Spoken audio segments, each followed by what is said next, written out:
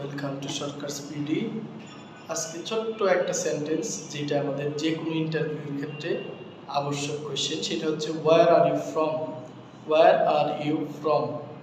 আমরা আনসারে বলি I am from Chittagong which is situated in the southern part of our country.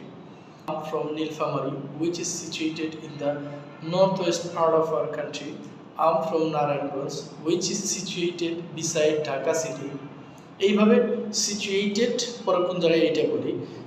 If you want to really get 7 or 7 above in your IELTS speaking, you can use the simple sentence which can be found in the dot. Like, where are you from? আপনি কোথা থেকে এসেছেন? I am from Tangail which can be found in the middle part of our country. I am from Narayanganj which can be found beside Dhaka city. I am from Shariatpur which can be found in the southern part of our country.